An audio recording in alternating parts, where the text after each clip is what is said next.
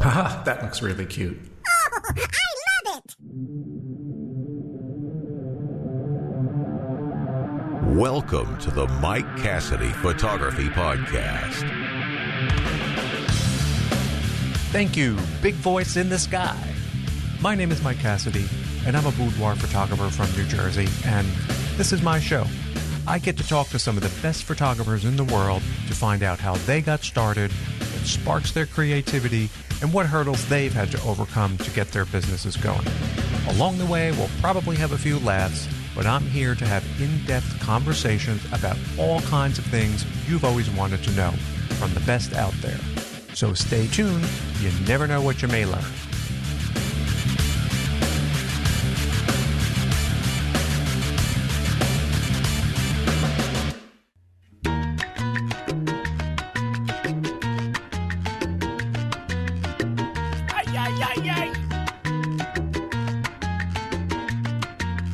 Greetings. My name is Michael, and I'm your neighbor. You're back? I mean, you're back. Got some important news. I just ate like half a jar of store brand hazelnut spread, and I think I'm having renal failure. I just put it all over my lunch. I had a couple of bananas that I just ate, and I think that stuff was like 110% sugar. I don't know if that was such a great idea to eat. Tasted good, but if I lapse into a diabetic coma during this intro, please just call EMS for me, okay? Thanks. So, what's going on? Well, I spent the last few days prepping for a little Christmas event that I do every year, and I'm not really a mini session person, but I take one weekend out in November to host some Christmas mini sessions. It's probably not the best time of year to do it because it's busy during Christmas, but I've been doing this for years now. I think 7, 8, 9 years, a long time. And I make maybe 8 slots available over the weekend, like 4 one day, 4 the next day, and do a bit of an all-inclusive session for like a really low price. I mean, this year I think I'm doing for like $349, and it's a lot lower than normal, but hey, it's one time. And what I was doing was going into my email list and resorting and recategorizing all my people, because I don't think I've touched that in God knows how long. And when my clients contact me or subscribe, they all go into automatic categories like contacted me. I had like previous customers. And the one thing I didn't have, though, was like a not a customer category. And after talking with Ariel Dilworth a few shows ago, I thought that would be useful. So I went and created that not a customer tag and category and started to put a bunch of people into that group. So that way, I figured if you want to send out an offer to people who haven't worked with you, it's a lot easier. So I have Ariel to thank for that idea. And I also was cleaning up a lot of old contacts, like stuff prior to like 2016. I think I just deleted a lot of them, figuring that stuff is all stale, and I got rid of a bunch of unsubscribers and cleaned up my list a little bit. And it definitely took time going through all that, but my list really needed it. Now it's lean and mean, ready for action. So I tested it out. I had to go and send out some like teaser notices about this upcoming event to people in my new not a customer list.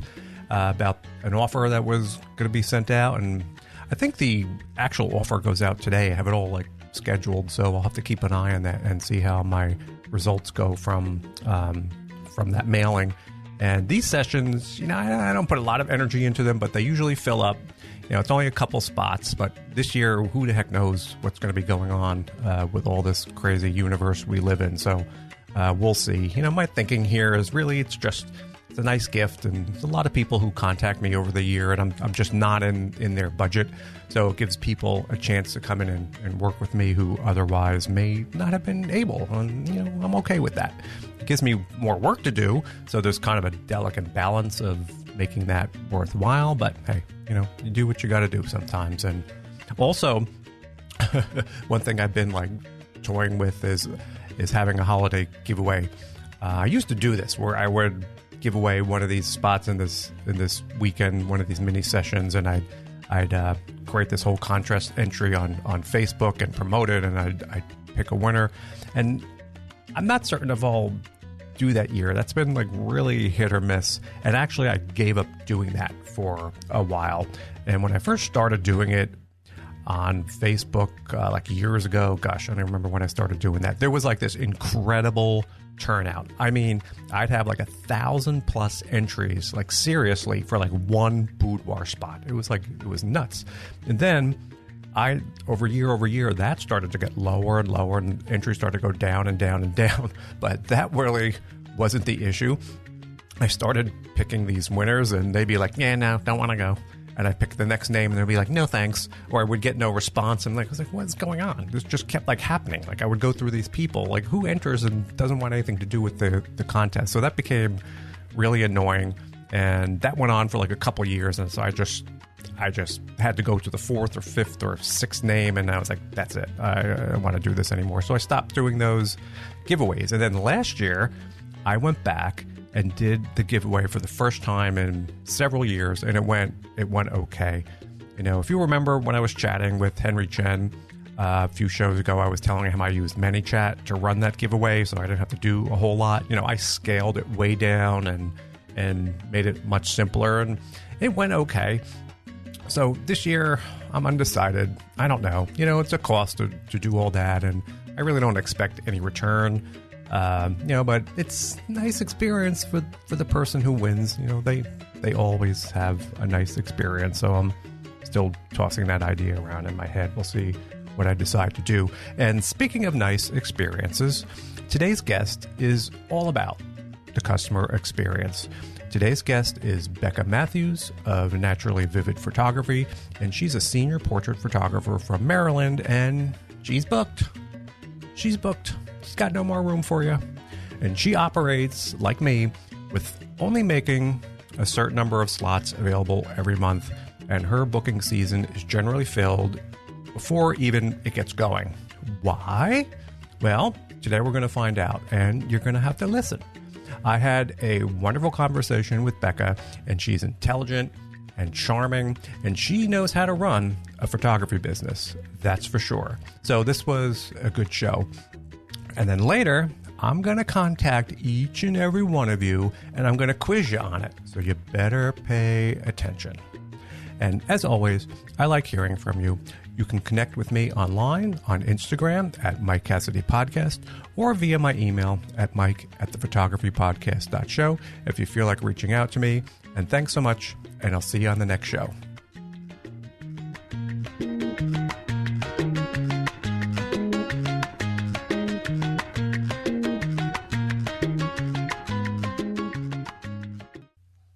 This podcast and my website both focus on the goal of translating the art and business of photography and making it accessible and understandable to everyone. My goal is to provide the best content in photography for you, the listener. I've assembled a great team of photography guests and experts to make this happen. What I've chosen to do is create a subscriber model for my audience. If you value what I'm doing, you can become a member and support this podcast. In exchange, you'll get benefits over and above what's available for free. It's my goal to ensure that subscribers will definitely get back more than they give. I've created a membership program that brings you far more in-depth content if you want to take your knowledge of photography to the next level. Members will receive episodes with complete, unabridged interviews with our guests. Members will also get exclusive access to listen to and participate in AMA episodes. And there's more. If you would like to learn more now, head over to thephotographypodcast.show/subscribe. Now, without further delay, here's today's episode. But when are you mostly doing like the pictures? Is that like a benefit to you? Is it spring or is it fall where you do a lot of your the pictures? It's fall though, isn't it? So my busy season is really from like April or May all the way until November. So the heat kind of works a little bit in my favor a little bit since it's not so fun doing, senior photos in 40-degree weather in October. But then I feel bad for my fall girls who wanted to wear fall outfits, and it's like 80 degrees and they're sweating. So, but yeah, it's no fun being outside when it is like 40 degrees and the wind is blowing and people have to look like they're not freezing. Yes. So in a weird way, it could be beneficial. Yeah, it definitely helps me out a little bit as long as it's not like crazy humid, which usually it is here, unfortunately. And you had some like cute pictures. And I know you saw those like notes in there that I and I'm sending you one like link in the text there. And if you like click on it, it like opens up like that photo. And I know people can't see this and it's like annoying for them, but like this is just like amazing. Is this like where you are? This is just like around that countryside, around where you're working, or do you have to drive far to get to a location like that? And it's just this woman, she's standing out in this field of flowers and the rolling hills and the blue skies. Thank you. Yeah. So that location actually, surprisingly, it was just 10 minutes away from my studio. A local farmer's market grew a gorgeous flower field last year, and they opened it to the public and for photographers to come use it for sessions, and it was absolutely amazing. All my senior girls went completely crazy over it. That was definitely one of my favorite locations ever, for sure. And so did you know that like ahead of time? Would they book this, or was this like a last minute thing where you drove by and saw that and said, ooh, last minute change of plans, we're going to go take our photos over here? Yeah, so the first session that I did there, I think I did 3 sessions there last summer. The first session, it was kind of a last minute thing because I did actually just happen to drive by and I knew this farmer's market was there, but I had no idea that they grew this gorgeous flower field. So we were able to last minute change her location to that really awesome field there. Yeah, because that's like when nature makes the best backgrounds and backdrops like that. So if you live in an area where you could take advantage of something like that, I think that is just great. And one thing I've heard too is that a lot of like rural areas and these flower fields and stuff like that, especially like flower farms, people are just like abusing it, for like Instagram. They're going on trampling everything, and they don't want people going out there too much anymore because it's become like they're destroying property because people have like no respect for anybody's personal property anymore, and it's like such a shame. So, and I'm not going to go too many of these, but this one was really, I sent you another one. This one is really nice too. Let me What's see going here. on? And again, this is another. Oh, yes. So that was my one and only sunrise session this year. Both me and my clients prefer sunset. None of us are morning people. Who wants to get up at 5 o'clock in the morning? Definitely not me. But that location was a really happy ending to kind of a disastrous begin to our location scouting process and trying to get her session in. I think we had to reschedule like 4 or 5 times for rain first. Weather, of all. yeah, that's the only, and we'll talk a little bit about that. But this is just, and again, it's a woman standing. It's almost like a farmy setting with the trees and the wildflowers, and then the sky is on there. So. Like, what's the process here now? If this is like in Sunrise, I mean, are you doing makeup and stuff for these people on site, or is that they're taking care of that and you're just showing up because you just have a small window to kind of do this? Yeah, so most of my clients do their own makeup. I always encourage my seniors to look how they look usually at a typical day. Not their usual wear, but maybe like one step up, I always tell them. So what they really love wearing, their makeup, their outfits, and then one step up just to make it authentic. And so when they look back on their images later in life, they recognize themselves as seniors in high school. So she was all set when we got to her session. We started like 15 minutes before the actual sunrise time. That let us get that really amazing light before the sun actually rose. And we had just the most gorgeous morning for that session. It was a relief to have that kind of result after how hard it was to get to that session. Yeah. Well, it pays off in the end, if you get a couple of shots and everything turns out like that. But yeah, that's another great location. Yeah. And I like too that, it's not so much just the subject. You get plenty of the background in there too, because I think that really, like, this is cute. See, these are really good. Thank you. And I'll put all these links again in the, and I just want to do one more because these are like so good. I know I'm driving you nuts asking you about these photos, No but I'll put problem. them in the notes because everybody else is going to see them. This is just the last one I had on here too, and this is just another beautiful kind of scenic outdoor shot. Again, the woman in a beautiful dress standing again in the fields and the light and that open area. So what's going on in this shot? Yeah, so that session was actually taken almost right across the street from the second image you showed me. Both of those were taken up in Gettysburg, the battlegrounds. That area is just amazing for field locations because you can kind of say my signature look almost out of my sessions is a really gorgeous field, a girl in a really gorgeous maxi dress with really amazing light. So Gettysburg always delivers that for me.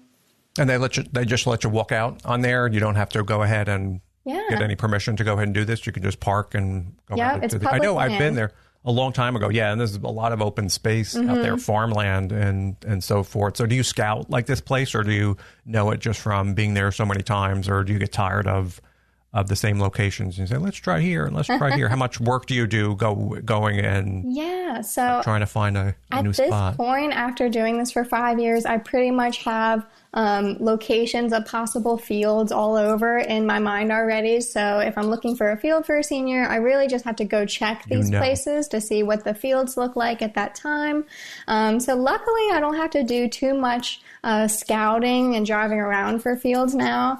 I don't think I ever get tired of shooting in fields, though. That's definitely my top favorite location, just because they're always so gorgeous. It works. Let me tell you, like, 'cause, I don't think anybody can ever get tired of that look, especially, with the nature backdrops, and it just is a great canvas to work with that type of work that you're doing, and you put everything together and it works really nice. But we're like all jumping ahead of ourselves here, and we didn't even tell who I'm talking to. Nobody knows yet. It's still like a mystery. So Becca, take a moment and introduce yourself and tell everybody why you're here.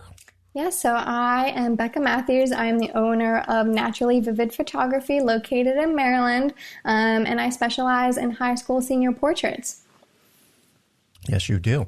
And so today we're going to be talking a little bit about how you got into this and what's going on in the world of portrait photography, senior portrait photography, and then we're going to talk a little bit about your process and how you work with your clients and so forth, and how you got so good. Sounds great. Let's do it. We'll get into this. And I guess, this is something, too, that you're fairly young. And you got started in this at a very young age. And I was reading a little bit on your Instagram on you maybe had a little bit of negative energy coming your way that you were too young to do this and you couldn't do this. And here you are. So you proved everybody wrong. So why don't you give a little bit of the history of how this all started for you and how you got to where you are today? Yeah, for sure. So I guess I kind of had the standard way of how people get interested in photography, where my parents bought me a little point and shoot camera, and I think middle school, and then high school, I really started taking photos of everything I could find, mostly in my yard, taking photos of flowers and like hummingbirds and stuff. And then I got to take a photography class in high school, and that's where it really took off. During the portrait photography section, I really figured out how much I loved taking pictures of people and doing portraits and styling them and everything. So that's how it really took off. And from there, I spent most of my college years, honestly, trying to find anything else that I loved more than photography. Didn't happen. Yeah, because I felt like at the time that there was no way I could make a living off of it. Everyone was telling me, you can't make a living off of taking photos, portrait photography. It's a dying living with, the advancement of cell phone cameras and everything. Right. So I spent most of college trying to figure out something else to do until about the last year in college when I finally was like, okay, there's really nothing I love more. So I'm going to put everything I have into figuring out how to make a successful living doing what I love. So my last year in college, I officially launched Naturally Vivid Photography, and that's how we got here today. And here you are. So I guess they were wrong, huh? Yeah. Well, that's, and it's always interesting because, everybody kind of has a unique journey to, and you may not wake up and expect to be. Was that your thing, senior portraits at first, or did you kind of fall into that? What were you taking pictures of mostly when you first started? So senior portraits was not the direction I was heading in at first. I was like, I have no idea how to pose a single person alone for like 2 hours and get different variety and everything. So I thought I was going to do maybe like pet portraits or something because I'm a huge dog lover. But then I just happened to get one of my very first paying clients as someone who I didn't know, like through another person, like a friend of a friend. One of those very first paying clients was for senior portraits, and it just kind of took off. I realized how much I loved it. I realized that the more I practiced, I got pretty good at posing, and I got really confident at it. And I was no longer nervous to try to pose a single person alone for hours at a time. So I did really just happen to fall into it, and I'm really grateful for that because it's been amazing. Good. Yeah, so basically that first one came along and you were like, wow, you knew that was something that you wanted to do. So that happened sooner for you than it did later. And one fun thing I always like to ask people about, because this isn't always so easy and so simple. Like, do you remember that first session you had, and was it a mess, or how did that go the first time you were actually with someone officially photographing them as like a senior portrait? Yeah, it went pretty well. I guess I would consider my first real paid session for someone I didn't know as that senior portrait session. And it went really well. We all had a great time. They loved their images. They still happen to refer people today to me for other senior portraits. So I think I really lucked out. I had, they were amazing clients to start with. And I think that really boosted my confidence and everything. So that was a really great session to start with. So you were still in school while you were doing these first people? You were still a student and doing this, making time for it and doing it in your schedule while still going to class. So do you think that that started to build up while you were still in school, or did you put it off for the most part and wait till after you graduated before you knew you wanted to dedicate a lot of time to that? Yeah, I mostly put it off until I graduated, just because that's when things happened to really take off for me. Like, I was trying to kind of pick up business, and I was getting my website sorted out and all my branding and everything. And that was like during the last year of college. So it just kind of happened to work out where things really took off for me after I was fully done college. Well, that's good, because I guess you weren't reliant. You didn't jump into it and you needed income like right away. You had time to get things sorted out and to work on that, which probably worked out good for you, and that it wasn't a lot of pressure at first to like, you weren't leaving one job and going right in and expecting to earn, because sometimes it can be a slow buildup. People think, all right, now I'm a pro photographer, and they expect the people to come knocking down their doors, and it doesn't necessarily always happen in that way. So when you graduated and then you had everything going in your website, what kind of buildup did you see, or what kind of actions did you take to kind of make yourself known in the area? Yeah. Was it mostly referrals? So looking back on it now, it was not referrals. Well, I guess you could kind of say it was referrals, but I did this thing where I did 2 styled sessions. I chose specific high school girls on Instagram based on their followings, their style, all that jazz. And I invited them to come do a styled shoot with me. And these sessions happened to be super, super popular. They were shared all over Pinterest. They're still being shared today. And then, so since these girls had such a large following, a lot of their friends saw them on Instagram. So because of that, I ended up going from like maybe less than 6 seniors that first year to almost fully booked with like 25 to 30 seniors the next year. So that really launched it for me. And looking back now, I'm like, I'm not sure how I had like the foresight to actually do those styled shoots because, I didn't know everything that I knew now. And obviously looking back, I know how much of a great decision that was, but I just kind of stumbled onto it, I feel like. So I got really lucky with how popular those first couple sessions were for me, and that they really almost launched my business. Yeah, that sounds like a smart decision. From those sessions. Yeah. Yeah, so it's like you almost went the influencer route there, and that really paid off accidentally. For you. Yeah. Yeah. Well, hey, it worked. It worked for you. Yeah. Yeah, and a surprising aspect about that was... Sorry. Go ahead. A surprising aspect about that was Pinterest as well, because I pinned those images and they just kind of went crazy on Pinterest. So that was a very unexpected, positive aspect of the early part of my years that really helped me progress. That's an interesting story, yeah, because leveraging those platforms, because I've had some people on here talking about Pinterest before, and it's a remarkable thing, and people I think are shocked when they learn how busy Pinterest is and how many, especially for something I think like senior portrait photography, and they find you through there. So yeah, you kind of got off to a quicker start, I guess, than you expected. Yeah. And then I guess you sat there and went, I guess there's something kind of to this. So when you had all these people suddenly contacting you, I guess it was over a short period of time, you had to rush and start scheduling people. Or as we were talking about a little bit earlier before, when is really the time of the year that this tends to be when people need to do these photos? Because our yearbooks, I know, probably come out closer towards the end of the year, June-ish, May-ish. Yeah. And so I'm sure they need things well before that to get that all in. So when are you looking to get rolling on your season? Yeah, so most of my seniors do their sessions either the summer before they're actually a senior, so the summer between junior year and senior year, or the fall of their senior year. And then I get some stragglers in for the spring for those seniors as well. So the spring is kind of considered last minute to book a session.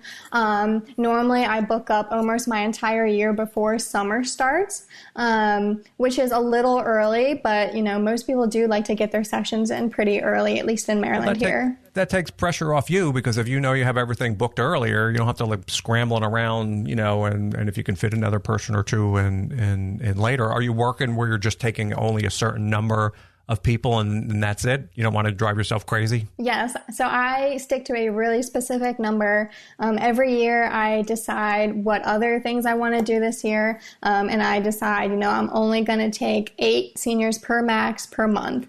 And since I do IPS, I'm much lower volume. So this year, now that I'm about to rebrand and transition to working remotely and not doing the actual shooting full time, I'm taking even less. So I took like 6 max, and usually even less this year for each month.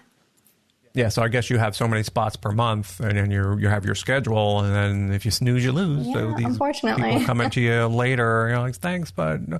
Yeah, and it's a good situation to be in, and I think, I don't know how to put this. It sounds like, some people are turning away business, but you can probably attest to this, that there's a certain level of, you have to keep a certain lifestyle, and too much is too much. You don't want to be sitting there doing, photos, 10 hours a day, 7 days a week, because you can kind of lose your mind. So I think that's a level of experience and maturity that when you get to that point, you realize, okay, I only want to be between this level and this level, and then you can start to create that balance of living your life and working. So, For sure.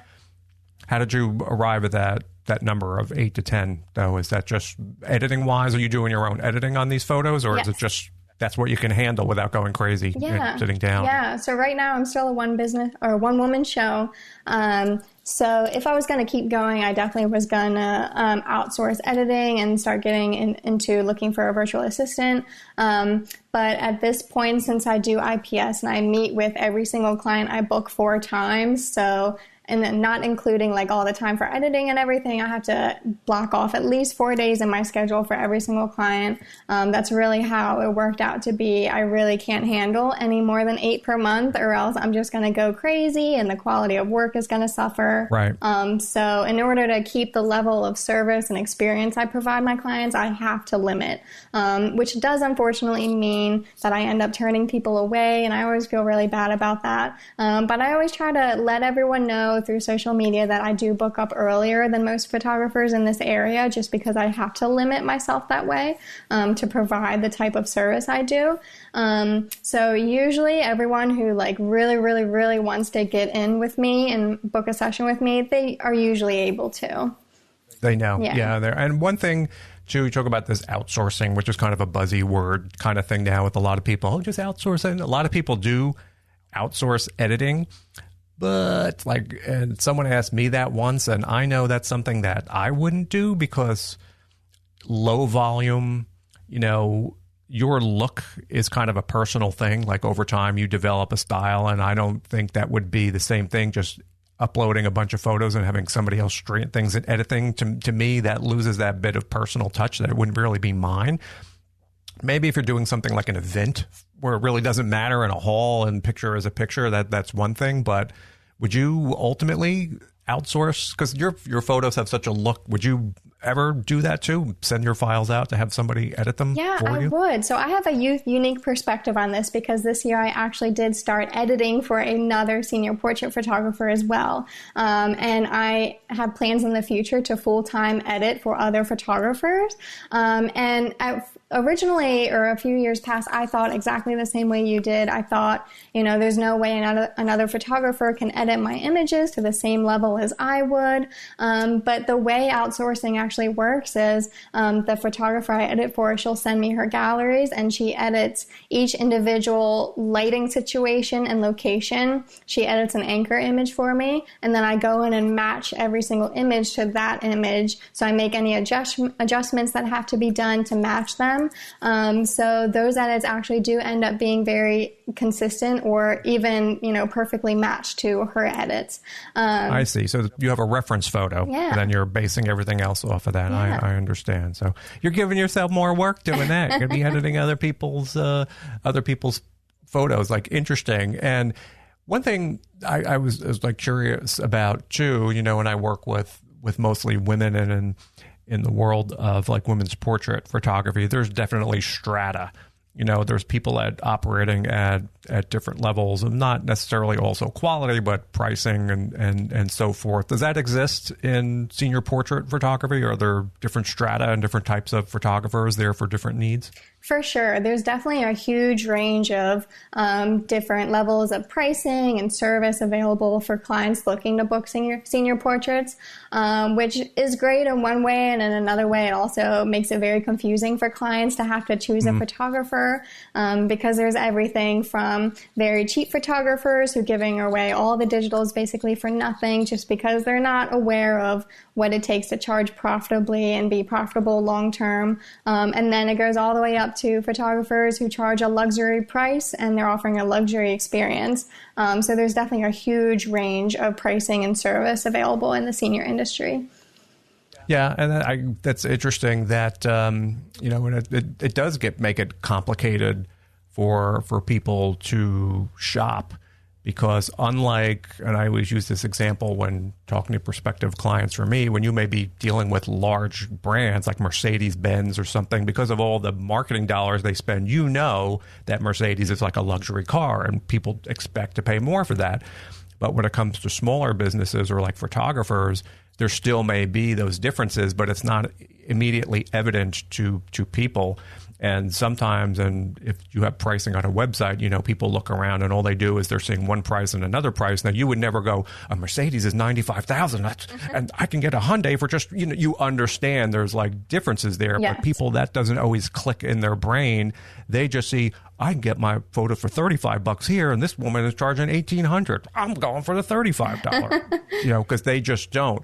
So what are some things that you need to sort of talk or get across to the client to make them understand that there's something very different And not that it's for every person. Obviously, they're completely different people, but that there are differences. And how do you convey that message to people to get them to understand? Yeah, so my clients almost immediately know right off the bat that the experience they're going to get from me is different, because as soon as they reach out inquiring to book a senior session with me, I invite them to my studio to do an in-person consult. And that's when we go over the entire session process. We plan their session completely to their personal preferences. We go over all the pricing information. So right then and there, I'm being able to physically show people that, the experience I'm offering is different from other photographers, and I charge differently as well. And that whole process really sets up my clients to be fully on board with that process and pricing as well. I very rarely have objections to pricing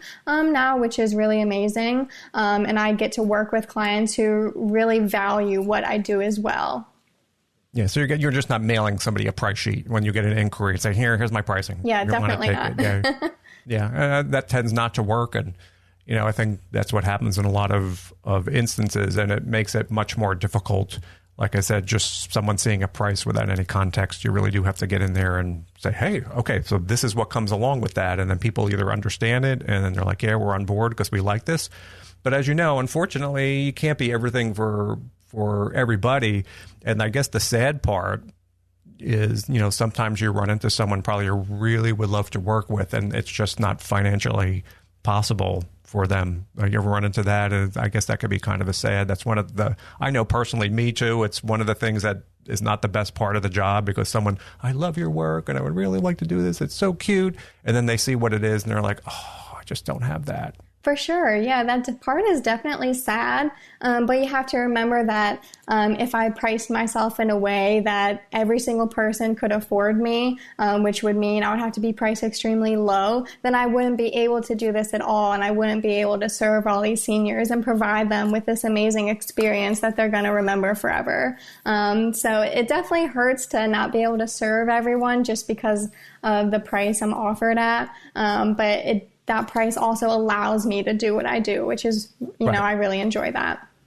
Yeah. And so it sounds like you've got that part figured out. And then I think in that instance too, that one-on-one. So I guess a lot of the people you're working with are local. Yes. So it's not, hard for them to get to you. And as far as, I guess, parents come along, or a parent comes along usually with them. And one thing I was always curious about, especially, I guess this would be more of the thing with the women than the men, as far as like wardrobe goes. Now, do you have guidelines as far as what people should bring along? And do you ever find that women are showing up on a session day maybe with something that isn't the best thing for them to wear? And do you find a lot of instances where people try to push it a little too far as something that may be suitable or not for a school photo? For sure. So I don't usually have a lot of problems with people showing up in, the wrong outfits for senior portrait photography, because we put a lot of prep into making sure that they're very well prepared to select the right outfits. So at their consult, we talk about outfit guidelines and, how to choose the right kind of outfits and everything. And then at their consult as well, after they book, they leave with my custom senior magazine that I give them. It includes the whole session process, all the information we go over, plus tons of, outfit guidelines, makeup recommendations, things like that. I even go into like outfits for fall sessions versus summer and spring sessions. So luckily, most of my seniors really nail their outfits, and most of them also even send me their outfit options before their session, so I can. So you're a little aware. Yes. Yeah. So I'm pretty hands-on with outfit choosing for my seniors. Really, the only time maybe the seniors don't really take my recommendations is when they just love dresses so much that they decide to wear 3 or 4 dresses instead of adding some jeans and stuff in there. Variety or something in there. So that ends up really limiting us posing-wise for, the portrait session. But other than that, with all the guidance, it works out pretty well, where almost all my seniors really nail their outfit choices. Yeah, I would always, think today, especially, like we were talking about Instagram earlier, what's going on Instagram, and people would see, maybe makeup that isn't really appropriate or styles that may not be appropriate. And it's nice to hear that it's not so much of an issue that you have to fight people and like, this really isn't what you want to wear. And yes, I do. And no, you don't. And, and I was wondering if we get a little bit contentious, because it would seem to me they're always, or girls would always be, not all cases, but trying to push that envelope a little bit further in some instances, and maybe be a little bit of a point of contention to the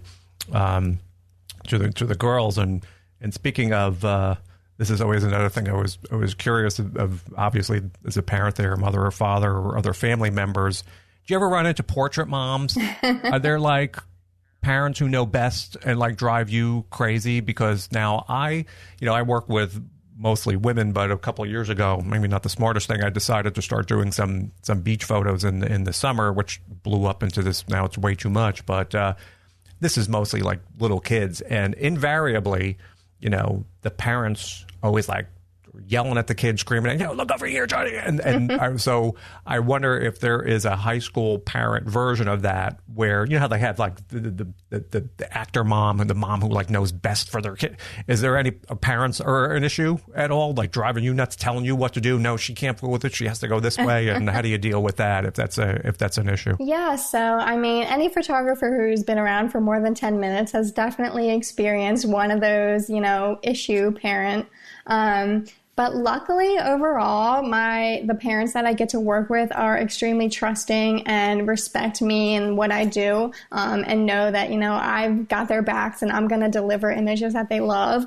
I think over the past 5 years, I've had maybe one truly nightmare parent who definitely did try to completely take over the session. And I just ended up dropping her and her daughters as a client, just because, they were just not nice people at all, and they're not the kind of people I like working with, unfortunately. But other than that, I have been really, really lucky to have amazing and trusting parents as clients. So it has been nice overall. Nice to hear. Yeah, that's great when things work that way, because there definitely are people, I think, who can be problems parents. For sure. And maybe that gets weeded out a little bit in your process, or you're educating them to not sort of get in there, and they're not taking control and so forth. And one thing we were talking about here is a little bit about your onboarding process and the way you're handling your clients. And I know you wanted to talk a little bit today about client experience, which, as you become mid and upper level kind of in any photography genre, is something that really is what the people are paying for. So why don't you talk a little bit about how you operate this, or what you do as far as the client experience goes for your people coming in? For sure. So my entire client experience is very hands-on. I'm very involved with my clients from the very beginning when they book to the very end. So before any client books with me, they come in to my studio for an in-person consult, like I talked about, where we go over everything together in person. This is really great because they get to meet me beforehand, and it makes the seniors so much more comfortable at their sessions, because they already know what I'm like, and it's not like, they don't have to have another reason to be nervous at their sessions, right. Not knowing me beforehand. And this also helps me to make sure that I'm booking clients that I'm actually a really good fit for, and that I'm a good fit for them. So starting off with an in-person consult just makes the experience go so much smoother, in my experience. And then we obviously get together for the session, and then after the session, they come back to the studio for their ordering appointment.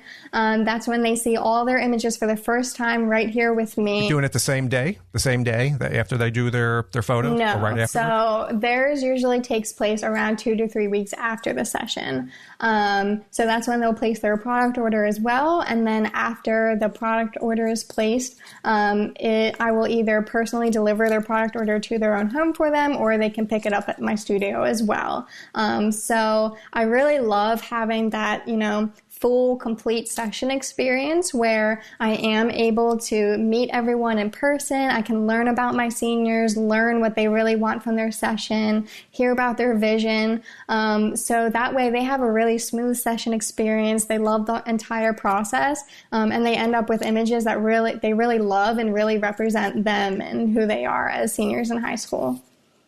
Yeah, and as you mentioned, and we were talking about before, this is all time, and this is all time that has to be structured in or priced into the whole process, and so people are really paying for that experience. So you're really guiding them through from beginning to end.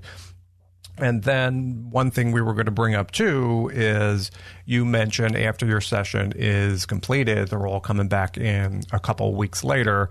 And as far as the way you're structuring the sessions, I guess they're paying a session fee up front. Yep. They're not really purchasing anything up front. And then after you meet up with them later, so I guess you're giving them a heads up. Okay, my clients spend between this and this.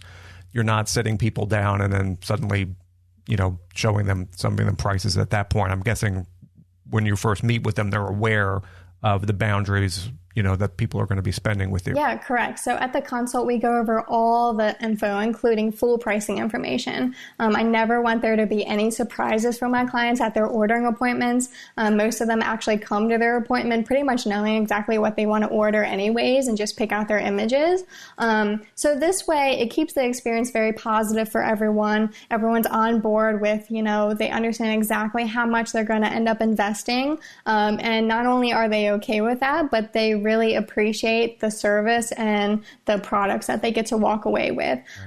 So being upfront like that is a really important process in, the whole IPS experience. It makes it so that, you're not going to have those really awkward situations later at the ordering appointment when people are like, oh, I had no idea this was going to cost that much. Yeah. That can leave a bad feeling with people, when they sit down and they're thinking one thing and then suddenly they're like, and yes, and then the kids feel awkward and the parents may feel awkward. So I think that would not be a good situation. No, definitely not. With that. So on those days, I'm guessing you're scheduling and say had my photos done and it's my day to come in and drive over to your workspace and sit down with you.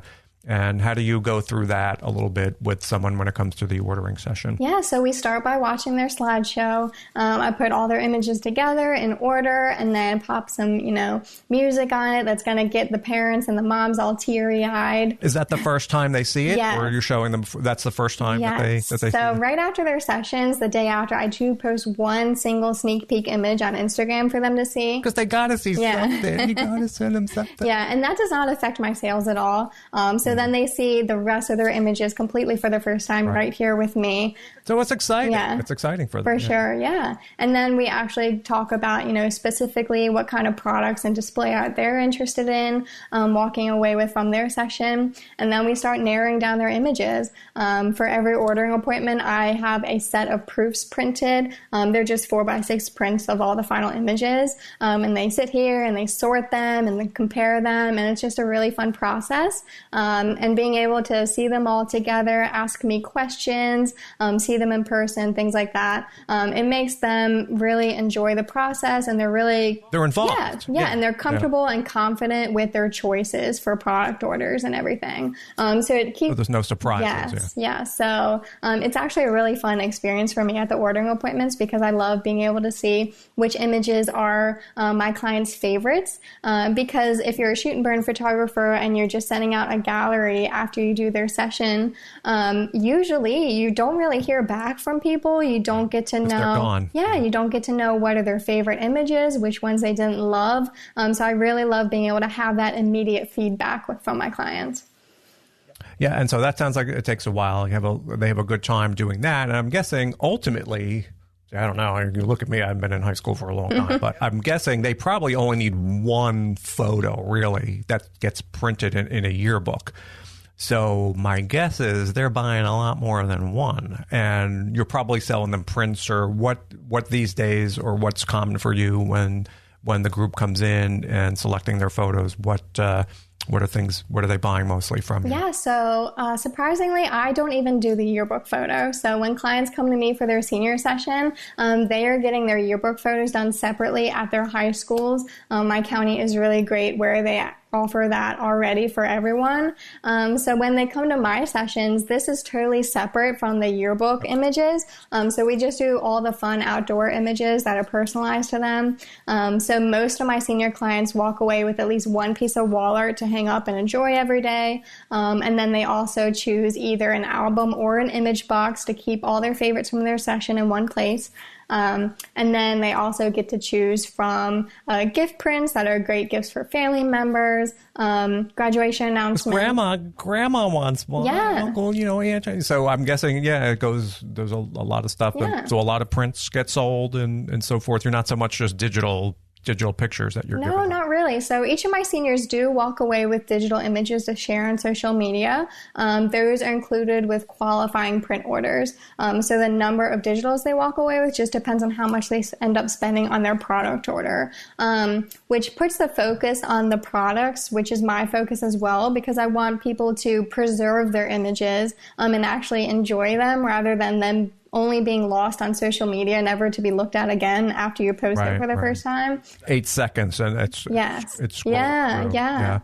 So is this something that you really have to make a concerted effort to do to the people, or as you mentioned in the consultation, they're already aware that they're going to be buying prints, and do you tell them, you're going to look back at this 10 years from now, and this is going to be one of the best pictures you're ever going to have? Or is that something you really have to explain? For sure. Explain to people? Yeah, it depends on the clients, because some people come in and both the senior and the parent have followed me on social media for years. They see me posting about products and everything. They see me talking about the process on social media. So it's part of your marketing. Yes. And, my website is very straightforward in the fact that it lets people know exactly what kind of experience they're going to get. And I think I literally say in my contact form that if you're just looking for the cheapest and fastest session experience, then I'm not the photographer for you. Mm-hmm. So luckily, most of, my clients who come in are already aware that they're going to be walking away with physical images and products rather than just digital images. So I don't have to do a ton of selling and explaining at consults.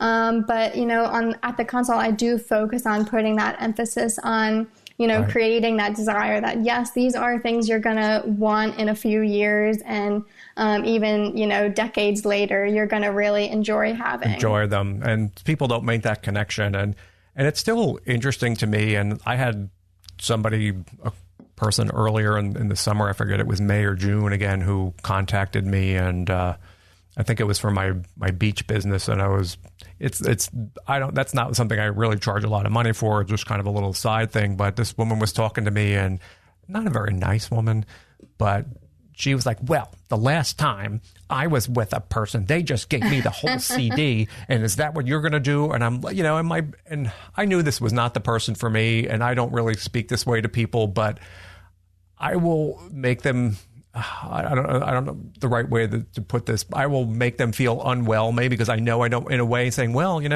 I don't think I've given a CD to somebody in like 10 years. I don't even think I have a CD player on my computer anymore. But it's just fascinating to me that people still think in that way, because they may have had photos or a million years ago or whatever they've done it, and still think that they're getting a whole bunch of photos from that session. And I don't know where that mentality comes from, but it's still out there. Yeah.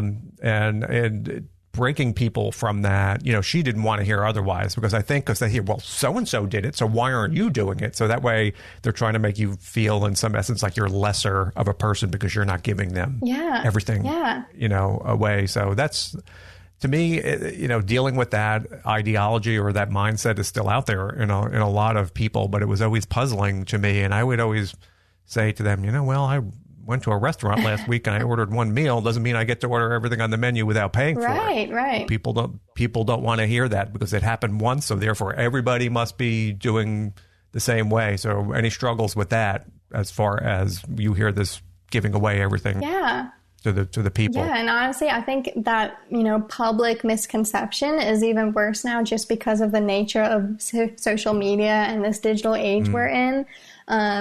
So, it really is a purposeful effort in my marketing and my branding to make sure that people understand that this is the experience they're going to get, and to actually, show them that it's the experience that they want as well. And it's not just something that I'm forcing on them.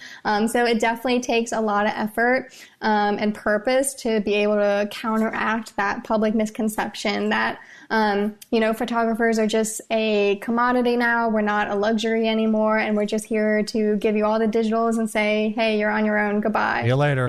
Yeah. And that's usually not someone that's going to be your client. I know that they're not going to be my client, and I can pick up on those cues when talking to somebody. Again, I'm not like a mean person to somebody, but I'll try to say the things to make them know that I'm not the person, for them. But that's just still like a mystery to me that this mindset is out there. And then people will talk to you like, well, you don't know like what you're doing, because I've had that before. So, I mean, I don't lose sleep over it, but it's still out there. It was just like always such a curiosity to me. And we're going to jump a little bit onto your mentoring.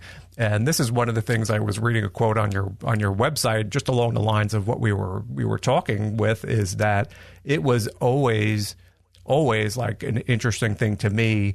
And there was a quote from one of the people that on your website that you work with, that they didn't know how, or they couldn't get away from this idea that they should just be giving everything away to people. And this is a true story. I really had no idea. I live in such a bubble that this was really like a thing, that this was going on like pervasively, apparently almost everywhere. Mm-hmm. I guess it's people just like starting, or like I said, this woman who called me before is expecting to get a CD. Well, I don't even know where you get this. I guess you can get still CDs somewhere. That you will spend all this time working with people, doing all this, and just hand everything right over to the people for little or no money. And I was talking the other day with a woman, and I started doing this like years ago, and then I stopped, and then I was doing it for actually a blog post before the universe blew up earlier in this year, where I would job time. I was curious to get back in and see how much time I spent with each individual client. So for the first contact or the emails, I had a little called toggle. And every time I interacted with this person, whether it's the session, if I sat down at my desk to edit, I would start and stop just to see the total amount of hours put in on any one person. And it's like staggering.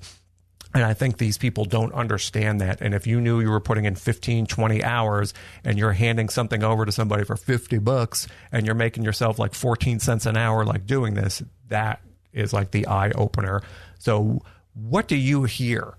Like when you're trying to help somebody and they're like, I don't know how not to hand all this over. I mean, like, how do you approach that? Or how do you talk to these people and like smack them around a little bit and get them to understand this isn't a smart thing? Sure. So I think there's, the people who are charging extremely little and they just don't realize how much money they're really losing by charging that little for how much time and effort it takes to provide portrait photography services. And then there's the other kind of people who, know they need to charge more. They know they're not charging enough, but they feel very pressured and held back by the public misconception that professional photography is now a commodity just because of the advancement of phone cameras and how cheap DSLRs are to get your hands on. So they feel like they have to charge too little to actually book any clients at all, which is a total misconception. There is a client for every photographer out there, no matter what level of pricing you're at. But I try to convey the idea that, photographers deserve to make a livable wage based on or off of their business, just like any other kind of business. And clients are not entitled to our work for free or basically nothing. And that, your work is extremely valuable, and over time, the value of your images are actually going to increase over time. Photography is one of the very few things that the value of will continue to increase over and over again as years go by. Because if you think about it, once you get later in life, and then you have kids and grandkids, the photos of you earlier in life become so much more valuable to everyone who comes after you. So I try to just impress upon these new photographers that, you really do need to do yourself the favor of charging profitably if you want to stay in business a long time, because you obviously deserve a livable wage as well, just like anyone else. And it was always weird to me too. Like if you were to sit down and knew that this is what you were going to do, or, I guess people just decide one day they want to go out and do senior portraits, you would think you would want to model yourself after the people at the top and do that, but it seems so often they don't. It's just, I guess people are excited that they're just getting some work and they don't understand at first, and then they'll spend all this time, I guess, doing it and give it all away. And I guess they have a fear that if they change, they're not going to have these customers. But I think yes, exactly. Before long, if you're doing, that's great. Yeah, you're doing 50 people. But if you're not making any money doing it and you're just sitting, like I said, we were talking about before, sitting up till 2:00 in the morning every day, editing, 85 photos and handing them over, you're going to literally burn yourself out. And there has to be a point, even if you don't go in, that you have to, what am I doing? Yes. You got to figure out something's not right. And there's got to be a different way. Yes. So I always wondered what that fear was, or what it would keep from somebody from changing. It's mostly like the fear of that you're not going to be able to book anyone else if you continue to increase your prices. And it's like when new photographers are looking at these established photographers and their pricing, I'm sure it just seems like a completely impossible uphill battle. Gap. Like the process to get from the bottom up to the top in pricing is a super scary process. And I just think that a lot of photographers also lack the confidence in their own work, that they feel like maybe their work isn't worth as much. But I always tell photographers, even if you feel like maybe your work isn't super, super amazing yet, but your time is still worth something. And you can't let your clients and your business control your life. You have to control your business in a way that gives you the life you want. Because a lot of these photographers also realize that after spending years charging basically nothing, that they've had no life in those years outside of their business, and they spend every hour of every day working, and they have made almost nothing to show for it. So it's all about that work-life balance and charging what you need to actually have the life that you need to, in addition to the business that you want to. Yeah, I think it's like an evil, hellish trap too, because once you're caught in that, and you think, I can't stop, because the only reason people are coming to me because they're doing photos for $50. And then if I stop now, they're stuck in this evil cycle that they can't get out of. And someday you just got to say, stop the madness, and you got to get out there and change. So that's always something, and I guess you have to approach that sort of in a real careful way when you're talking to somebody, because you don't want to make them feel bad. So there has to be kind of like a positive or a certain approach to somebody to tell them, no, we're not going to be doing this anymore. And here's why. So, as far as you don't have to get into detail here, but I guess there are steps you have to go through with somebody, or you really have to shake them and sort of open their eyes to a point to make them see that there's a light at the other side, and you got to change. Yeah, for sure. And a lot of those steps come from, most of my mentoring clients, they come to me just to ask about my IPS process, how I do it, what do I do, if I'm successful with it, how can they do it themselves. So I think a lot of those steps involve seeing from other photographers and learning from other photographers that, yes, it is possible to make what you want to make and still have lots of clients, and even better clients, in fact, because when you charge more, your clients are going to value you more. Clients will always take advantage of people who are charging so little, because if something's cheap, you're not going to value it as much, so you're not going to respect it as much. It can be a delicate process trying to get someone's mindset to shift from the cheap, giving away everything photographer to more of a luxury, profitable photographer. But I think, at least from my standpoint, when people come to me, they're already trying to do that, and they know that there's something something wrong with what they're doing. And they just need you to connect the dots. Is that like the most common thing you see, error that people make is undercharging, with people that, and is this mostly people that are getting started, or do you think there are people who have been doing this for a while who are still undercharging? So unfortunately, there's definitely people who are still doing it for a while, and they're undercharging a lot. With that mindset, I always see comments on Facebook of people trying to explain that by saying they want to, they want everyone to be able to afford photography. And that's great if you don't need to rely on that income. But unfortunately, it does kind of devalue the photography industry as a whole anyways. So even if you, maybe you don't need this income, to rely on, and maybe it's just extra income or something fun that you do, it's still the right thing to do to charge profitably, just because, it's really hard for the whole industry when even some long-term photographers who have been in business for a long time are charging so little, because it's very confusing for clients as well. Yeah, that's what I mentioned earlier. It's very difficult for people to understand. They know when you're talking about some brands why some things are more, but when it comes to something like in the photography field, it's very difficult for people to grasp how in their brain it's all the same. It's all the same can of corn, and why would you be charging? So and that's a big part of the marketing and a big part of the process to educate people. And it takes time, like you said, to get in there to make them understand. And some people, there's a certain group that are going to say, yeah, I get it. And then there's a big chunk again that don't want to invest the time or don't care. All they want to know is the cheap stuff, and it's a struggle, and I don't think there's an easy way. You're not going to change the world. You're not going to change all these people.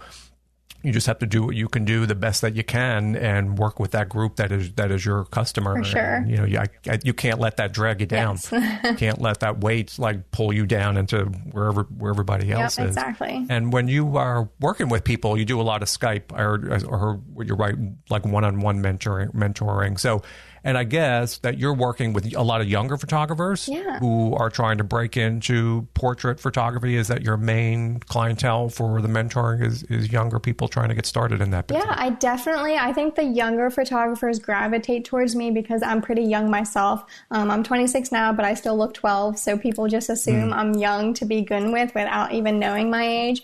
So definitely they gravitate towards me just because they feel more comfortable talking to someone who has also done this as a young female. And last year I ran a educational Facebook group for young female photographers under 25. I think that was probably my favorite thing I've done with mentoring so far. I feel like it made a really big difference in these young photographers. I helped them with their websites.